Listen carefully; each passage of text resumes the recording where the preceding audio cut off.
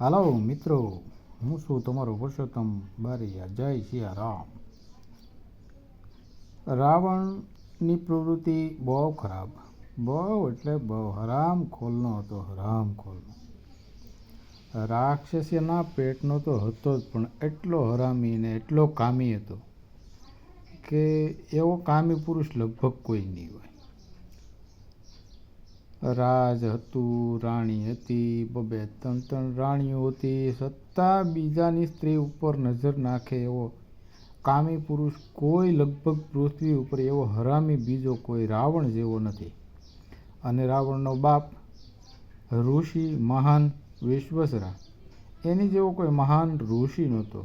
પણ આ હરામીના પેટના હિસાબે ઋષિનું નામ દબાઈ ગયું કે ન લઈ શકે માણસો. એ પ્રકારનું આ રાવણ હરામીએ કામ કર્યું. જય સિયારામ.